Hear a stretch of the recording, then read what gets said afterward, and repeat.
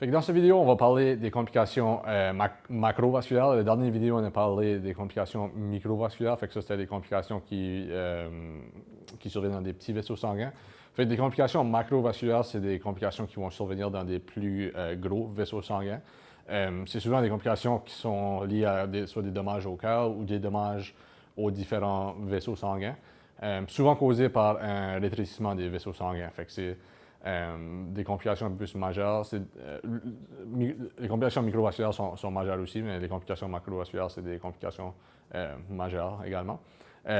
Ça peut être des complications comme une crise cardiaque, ça peut être des complications comme un AVC, une insuffisance cardiaque. Fait que ça peut tout être des choses qui peuvent survenir s'il y a des complications macrovasculaires liées au diabète. Encore une fois, si votre taux de glycémie est contrôlé, si vos cibles, si votre glycémie est dans les cibles, ça vous aide à limiter ou même à ne pas avoir de différentes complications. Fait que c'est la même chose avec les complications macrovasculaires que c'est avec les complications microvasculaires. C'est une bonne idée de faire différents tests, s'assurer que votre glycémie ou que votre A1C est au niveau.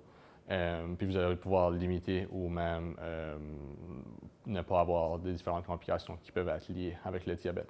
Fait que je vais revenir à cet acronyme ici parce que ça s'applique pour la plupart des complications macrovasculaires. Fait que comme j'ai dit, si votre A1C est à l'objectif recommandé qui est en dessous de 7, ça peut être différent pour vous dépendamment de votre âge ou de différentes maladies. Mais si votre A1C est à l'objectif recommandé, ça vous aide vraiment à limiter les différentes complications. Il y a aussi le cholestérol qui est lié, si votre cholestérol est haut, c'est lié à des maladies cardiovasculaires, fait que c'est la même chose. Ça va faire des complications macrovasculaires. Comme vous voyez sur l'écran, ça met LDL, fait que ça c'est un type de cholestérol qu'on a dans le sang. C'est quelque chose qu'ils vont tester s'ils font un test de cholestérol. Fait que si jamais que vous faites un test de cholestérol, vous voulez savoir vos niveaux, les LDL devraient être en dessous du 2 quand ils vont le tester.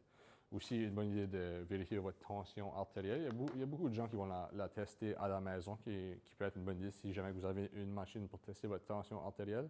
Ça peut aussi être testé dans le bureau du médecin, ça peut être testé à la pharmacie, ça peut être testé à des différentes cliniques de diabète, des choses comme ça, juste pour s'assurer que votre tension artérielle est à l'objectif recommandé. Si votre tension est haute, encore une fois, ça augmente juste vos risques d'avoir différentes complications macrovasculaires qui est aussi augmentée avec le diabète. Des interventions sur le mode de vie, fait que c'est encore la même chose.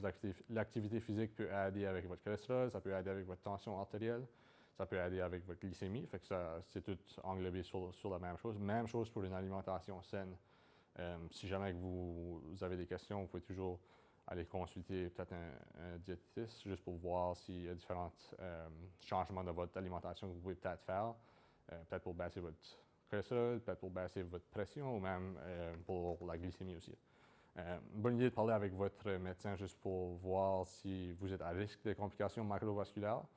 Et puis ensuite de ça, il y a peut-être différents médicaments qui peuvent être recommandés pour s'assurer que c'est plus pour prévention, pour s'assurer qu'il n'y ait pas de maladies cardiovasculaires ou même des AVC.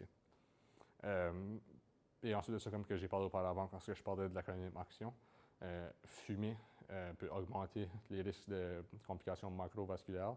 Même chose pour le stress aussi, fait que ça peut augmenter le risque de différentes complications comme des crises de cœur, des AVC. Fait que c'est une des meilleures choses que vous pouvez faire aussi, c'est arrêter de fumer, mais aussi avoir une gestion de votre stress, fait avoir des trucs, des astuces, des moyens de gérer votre stress quand le stress survient.